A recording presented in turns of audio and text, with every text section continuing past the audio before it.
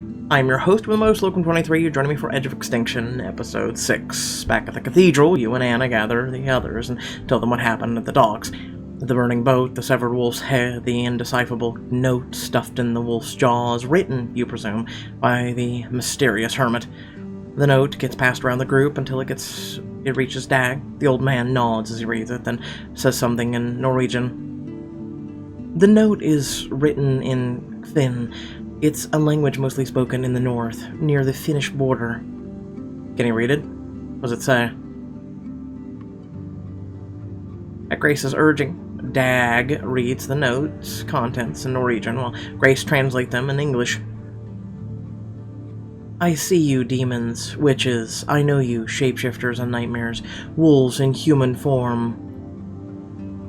You hunted me, chased me, now you are hunted. I know you have a girl, or the girl. I know you will feast upon her baby when it is born. Leave our world, witches and demons. Release the girl and her unborn child, or I will kill you all and take her from me. As Dag finishes, Mari lets out a soft sound between a gasp and a whimper. Hildy wraps her arms protectively around the young woman. The hermit must be infected. Those are the ramblings of a highly delusional mind. He must be affected by the toxins. He's still dangerous. We can't just ignore him. We should try to help him. We still have plenty of clean food on hand. We could leave out some for him. Maybe he could recover. I'm more worried about our lost ship. Our best chance to get the seed vault is a charred wreck at the bottom of the bay. We can find another ship, but we have to deal with the hermit first. We have plenty of clean food on hand. I think we can spare some of it to try and help him. There's a general murmur of agreement from the rest of the group. Knowing they're still willing to try and help a fellow human being despite all that they've suffered through since the collapse, makes you feel proud. It's easy to imagine basic human decency dying off along with the billions who perished in the collapse, but clearly the survivors you've joined are willing to let that happen. These are good people, and you're honored to be part of their group. So it's decided. We'll leave a supply of uncontaminated food where the hermit can find it. Dad can write a note explaining we don't hold any ill will for what happened. If the hermit purges the toxins from his system, hopefully he'll see we aren't the enemy.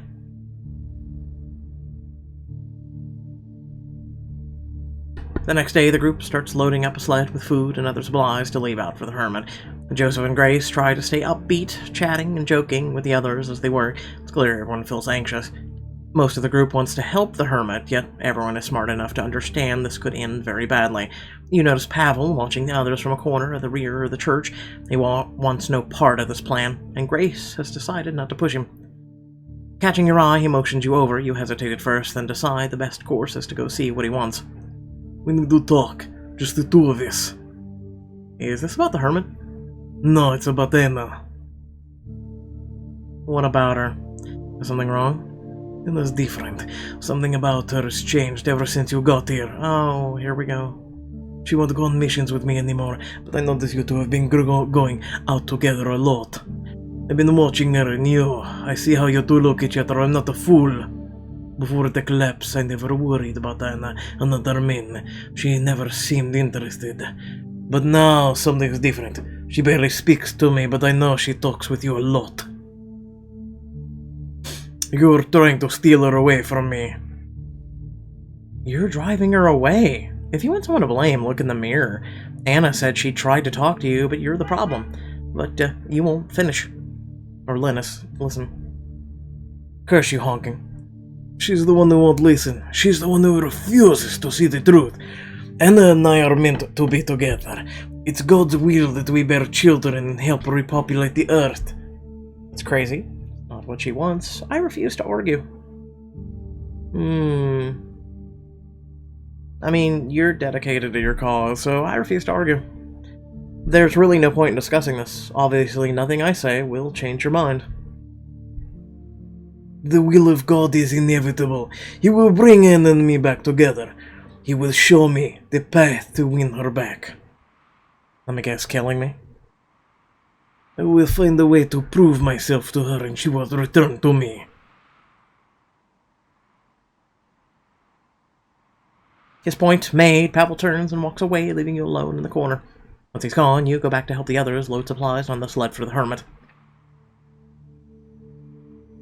The next morning, Sophia, Marco, and Grace take the sled and leave it in an open square a few miles away from the church. The day after that, Grace asks you to be part of the first patrol to see if the hermit has found your offering. I want to send you, Anna, and David. The three of you should be able to handle things if there's trouble. Sounds good. When do we head out? Anna and David are already getting their stuff together. They're just waiting on you. Remember, we want to try and help the hermit, but if his delusions are getting worse, that might not be possible. Stay sharp, and if something looks off, just head back. Don't engage. We may not have a choice. If the hermit makes a first move, we have to defend ourselves. I'd expect nothing less. Hopefully it won't come to that. Good luck. Grab your stuff, then you and Shadow join Anna and David outside. Hyper-focused on your surroundings, you reach the square without an incident. The sled is still there, but all the supplies are gone. You found the food. Is it a good sign? Maybe. It's hard to say. Given the hermit's state of mind, it's hard to know how he sees all this. We could be demons, like he said before, or angels. I want to check the sled. Maybe he left us a note or something. Listen. Just never mind. You and Anna draw your weapons as David slowly approaches the sled. A single shot rings out, and David collapses in the snow. Get down! You and Anna throw yourselves flat on your stomachs. Another shot rings out, and a puff of ice ricochets off the ground just beside you. Over there! Anna nods in the direction of an open second-story window in a building on the edge of the square. The hermit pops in a view, fires off a hurried shot that misses the mark, then ducks behind the safety of a window sill.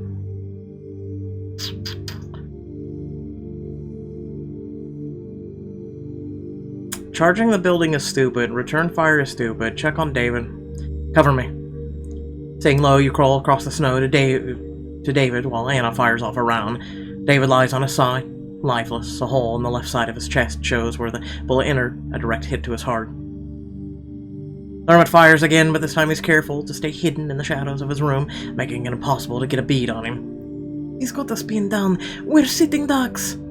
Another rifle shot rings out, but this one comes from another side of the square.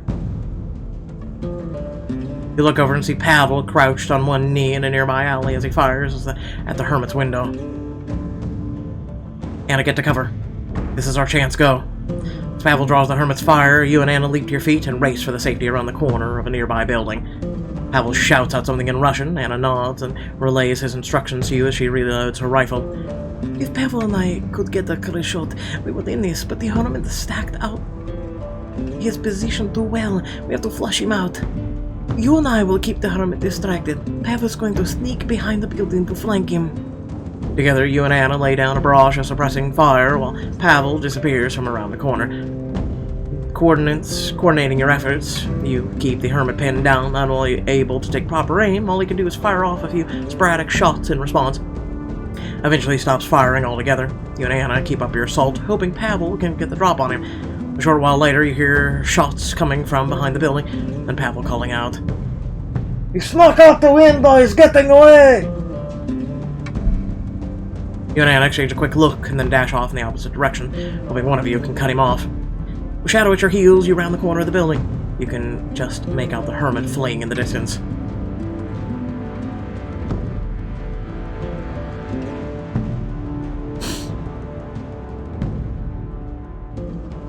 He ain't gonna stop, the dude's delusional, or who knows. Chase him. Realizing you're too far away for your pistol to be much use, you sprint after the fleeing hermit. Glancing over his shoulder, he sees you coming and fires off a hasty, barely aimed blast from his rifle. Ooh, he's got crazy eyes. In a stroke of ill fortune, his wild shot somehow finds the mark, tearing through your jacket and into the flesh of your shoulder. Ignoring the searing pain, you fire your pistol in retaliation. Unfortunately, you miss. The hermit turns and flees, and Shadow dashes in pursuit. You try to follow, but every step sends a bolt of pain shooting through your arm. You try to call the husky back, but she's too caught up in the hunt. When the hermit rounds a bend, she disappears after him. After a few seconds, Hannah and Pavel arrive on the scene. Seeing you're wounded, they rush over to check on you. You're hit. Check on Shadow. Shadow's gone. I'll be fine. Forget me. Find her. No, David's dead. You're wounded. We can't risk any more casualties. There is a lot of blood here in the snow. You don't look good. We have to bind that wound. Open your mouth to reassure her, but before the words can leave your mouth, everything starts to spin. You stagger and topple over, but Pavel catches you before you hit the ground, and then the world goes dark. No! Shadow! You wake up back at the church, lying on a mattress. Under your shirt, your upper arm has been wrapped in a tight bandage. Still feeling a bit woozy, you sit up and feel a hand on your good shoulder, firm and supportive, helping to steady you. Careful, you lost a lot of blood. I think you'll be okay, but you need to take it slow for a bit. What happened? I know I got shot. After that, it's fuzzy. I think I remember Shadow chasing after the hermit. She did. Unfortunately, she hasn't come back yet. I have to go find her. I need to get her back. Not so fast. You're too weak to go anywhere for a while. I can't just abandon her. I know you're worried, but if you go out there in this condition, the hermit will kill you. And if you don't just keel over on your own. Besides, Shadow's smart. She knows how to look out for herself. He's right. It's not comforting, but he's right. Hopefully she'll come back on her own. It's only been a few hours. Anna and Pavel brought you back along with David's body. I'm so sorry about David. The attack happened so fast, David was dead before we even knew what happened. I don't think anybody blames you for what happened, but to be honest, we haven't heard many details. It's been rough since they brought you back. Grace is devastated over David. I've never seen her like this. And after we got you stabilized, Anna and Pavel got into a huge fight. She's livid. He was following you too. I know they're having issues. Anna and Pavel's relationship has been in trouble for a while now. It's gone beyond that. When she found out he'd been spying on her, stalking her, really, Anna snapped. She told him they were done. She doesn't love him anymore. Yelled it right in his face in front of all of us. It got ugly. Pavel said the only reason God spared her was to bear his children. Said she wasn't good for anything else. Oof, really? Anna said she wished Pavel had died instead of David. Then she stormed off to check on Grace. Pavel just stood there stunned. I tried to talk to him, but he just shook his head and went outside to stand guard. This will only get worse. Their anger isn't going to go away, even if they cool down. They both said things they can't take back. Between their fight, David's death, and the hermit, I'm worried the group could go to a dark place. I know I have no right to put this on you, especially when you're injured, but I don't know where else to turn. Normally, Grace and I can find a way to smooth things over and bring the group together when there's trouble. But she's in no condition to help. David's death hit her hard. Grace needs someone to help her through this. And I'm worried Pavel's going to do something stupid, but I can't help them both, not by myself. Well, Joseph's neutral. He's not invested in Anna. So I'll go talk to Grace. I think I'm the last person Pavel would want to talk to. If you speak to him, I'll see if I can help Grace. Thank you. She and Anna are with David's body in the back of the church. Joseph helps you to your feet. Moving slowly, you make your way to the room in the back of the church. David's body is resting on a table in the center of the room, wrapped in a white sheet. Grace and Anna are keeping vigil over it. Anna comes over as you enter, but Grace just stares at the body on the table, seemingly oblivious to your presence. It's good to see you, up and around. I wanted to stay with you until you woke, but I was worried about the Grace. I heard about you and Pavel. Joseph told me you and Pavel had a fight. You told him it was over. I did. I didn't know what came over me. I just lashed out at him. I said awful things. You were upset. I know how hard this can be for you, and after all that happened today, I can't blame you. That doesn't mean it's right. I hurt Pavel. I meant to hurt him. We were close once, maybe even in love. Unfortunately, that just meant I knew how to make my words sting. But Pavel was just as cruel. I am not ready to forgive him, and I'm not ready to apologize even though I was wrong. Takes time. Time mends all wounds, as they say. I don't know if we'll be able to get past some of the things we said. Give it time. The wounds are still raw, but eventually they'll fade. There might be scars, but they won't always hurt as much as they do now. I know. Still, I appreciate you saying it. Anna turns her attention to Grace, who is still standing silent and motionless by the table. I tried to talk to her, but she wouldn't say much, so I've been sitting here with her. Maybe you'll have better luck if you talk to her alone. I don't know. I don't think I'm in a place to be supportive right now. You nod, and Anna slips away. You go over to Grace. She turns towards you. I'm sorry this happened. I wish we could have done more to save him, but everything happened so fast. I already told Anna I don't want to hear the details. All that matters is he's dead. Grace sighs. Whenever we needed something, David was always first in line. Volunteering for missions, taking extra guard shift, he worked so hard to try and impress me. And I just took him for granted. The harder he worked, the easier it was on the rest of us. I never asked him to slow down or take a break. I used him. Exploited his eagerness. And you know the worst part? I never told him how much I appreciated everything he did.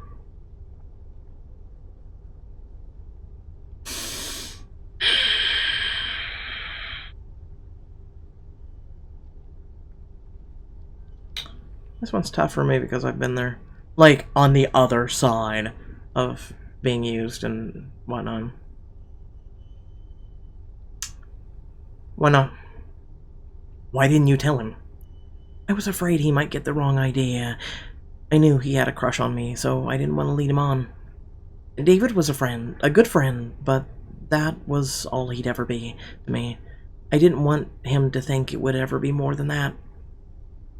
Okay, you still should have said thank you for all your hard work. That's not leading someone on, that's just saying thank you. So I never told him how much he meant to me. I never told him how I couldn't have done this without his help. Now it's too late, he's gone, and he'll never know the truth. She speaks softly, her voice flat as she tries to keep her emotions in check, but it's clear she's hurting. She's overwhelmed with loss and guilt, and you realize the only way she'll get through it is by focusing on something else, by allowing herself to grieve with time and support. There's no quick fix for what Grace is going through. There's no easy answer that will make everything alright. Coping with David's death is going to take time, and all you can do is be there for her as she works through it. You reach out and place a consoling hand on Grace's shoulder. She tenses for a moment, then relaxes. I'm here if you need anything. We all are. She doesn't answer, but she gives a faint nod. You stand in silence for several minutes until she says, I think I'd like some time alone with David. Realizing there's nothing more you can do for now, you slip away and leave her alone with the body. As you come back into the main section of the church, you find Joseph waiting for you. How is she? She's struggling. She wants to be alone for a bit. Joseph nods. Your shoulder throbs from your wound. You force yourself to focus on Joseph's words. I spoke with Pavel. I'm not sure if it helped, though. He's pretty upset. Give him some space. He'll need some time to come around. You're probably right. This is a difficult time for all of us. Joseph was silent for a few seconds, and it's as if he's struggling to find the right words. When Anna and Pavel brought you in, when I saw you lying on that sled, I thought you were dead. In that moment, I felt something cold in the pit of my stomach. The same thing I felt when Luis died.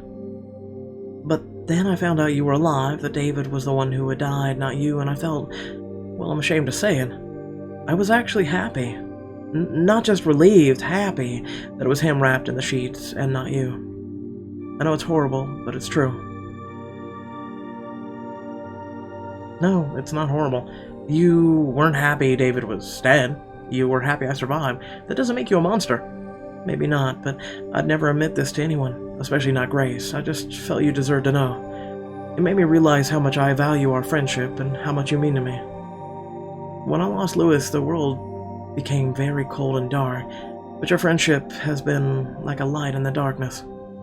I still think about him every day. I miss him more than you can know, but you've helped me find the strength to keep going. Because of you, I still believe this world, this damaged, barren, poisoned world we live in, is worth fighting for. It is worth fighting for. The world may be broken, but doesn't mean we can't fix it. I agree. It won't be easy, but I really think there's hope. We can make a better future for all of us. Joseph draws a deep breath and smiles gently. I think I've kept you long enough. I should let you get some rest. Good night, Joseph. See you in the morning. You wake early the next morning from a restless sleep. You spend most of the time tossing and turning to try and ease your throbbing shoulder and worrying about Shadow. As you sit down to eat breakfast, Joseph comes and joins you at the table. How's the arm? Hurts like hell. To be fair, you were shot. It's going to take a while to recover. I've asked everyone who goes on patrol to keep an eye out for Shadow. I'll let you know if they find anything. You nod your appreciation and then dig into your food. As you're finishing up, you're surprised to see Grace coming towards you. She looks haggard and tired, as if she hasn't slept all night, but at least she's torn herself away from David's side. Grace, are you hungry? Hildy's not around, but I could probably find you something to eat. She shakes her head. You slide over, giving her room to sit, but she remains standing. We need to double the sentries outside. Extra protection in case the hermit comes around. It's a temporary solution. We can't stay hidden in here forever. We need to come up with a plan. She stares at you with a confused, low expression, as if struggling to process what you just said. We'll hold a vote on what to do about the hermit later. I'll set it up. You don't have to worry about that, Grace. She nods her appreciation. She turns as if to leave, then suddenly turns back. I know we don't do funerals, but during the collapse, we all watched so many loved ones die that it became sort of pointless. But I want to give David a traditional Jewish burial. Or as close as I can get to given our circumstances. Mari said she'd help me, cleaning the body and all the rest. I just wanted you to know where I'll be for the next while. It's not an invitation, and without Grace and David, there will be more than enough tasks to busy the rest of the group. But you find the strength to join her, so you make the time somehow. You should get some rest. David's burial can wait. You need to sleep. I'm fine. I'll sleep after David is laid to rest. Go. Take care of David. I'll let the others know not to interrupt you. Thank you. I appreciate that. Grace wanders off, leaving the two of you alone as she goes to find Mari. Later that night, Joseph calls everyone together as the group can decide what to do about the hermit. Grace is the last to arrive, emerging silently to take a seat in the pews behind everyone else. I've already spoken with most of you about this, so I'll get right to the point. We all know how dangerous the hermit is. We tried to make peace with him, and it tragically cost David his life. John was shot, Shadow disappeared, and still hasn't come back. He's taken much from us, and now we must decide what we do next. The hermit has to die. His actions have left us no other choice. We really condemn him for what he did. He's sick, fevered, and hallucinating. The hermit is still dangerous. His state of mind doesn't matter. If we don't do something, he'll probably kill again. I'm not suggesting we ignore the problem, but is killing him the best option? If we can capture the hermit, take him prisoner instead of killing him, we can nurse him back to health. We can give him a chance to make amends. He could become a valued member of the group. Do you even have a plan to take him alive, or one that won't get more of us killed? Do you have any plan to kill him? Either way, we have to find him first. We'll need to figure that out. But when we do find him, we all need to be in agreement about what we do next. What does Grace think? Grace, even if we do find him alive, would you be able to forgive him for David? I don't know. So you vote to kill him? Listen to yourself. You're talking about murdering another human being like it's nothing. David believed in the group more than anything. He'd want to abide by whatever the majority decides. We could keep arguing all night, but that won't get us anywhere. I think we need to take the vote.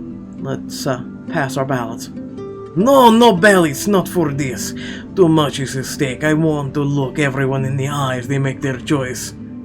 I say the hermit must die. Stand with me if you agree. Everyone suddenly seems frozen, waiting for someone else to make the first move. Fine, put this on my ass.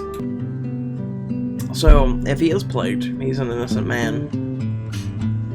And this is kind of like a mental health question, you know what I'm saying? is do you kill a person if they are not mentally sound? If you go by society standards, that's a no. If you go by the standards of me, it's still kind of a no, but...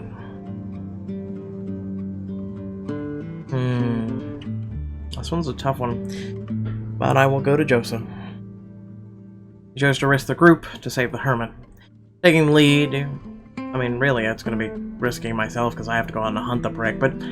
Taking the lead, you cross the room and stand beside Joseph, making your opinion crystal clear. Anna's the next to declare. She comes to join you and Joseph. You can't help but wonder if she actually believes in Joseph's case, or if she's just choosing to support you in spite of Pavel. Mari steps forward and looks nervously around the group. I trust John. As Mari makes her way over to join your side, Grace steps forward. She shoots you a dark glare. She goes to stand beside Pavel. Ooh, okay, well, you said David supported the majority of the group. You can kiss my lily white ass. The others still hesitate, weighing the arguments on each side, or trying to decide whom they personally stand with. Suddenly the dam breaks, and they start to move en masse. Without exception, they all come to join you and Joseph. You're going to regret this. All of you. You'll see. The group has spoken. The decision is made. Even if you don't like it, I expect you to honor it. Pavel nods and turns and stomps away in disgust. Once he's gone, Joseph turns his attention to you. Thank you, John, for standing with me. Once you came over, the others followed. It's the right choice. I think everyone just realized this is our only real option. Don't sell yourself short. People often need a leader to show them the right way, even when it's down the right path. It's been a long day. Everyone get some rest. In the morning, we'll come up with a plan. You slowly make your way over to the tent and crawl into the sleeping bag. But, tired as you are, sleep is hard to come by. You're used to having Shadow sleeping with you. Now all you feel is an empty void at your feet. I haven't forgotten you, girl. Just stay safe until I can come find you.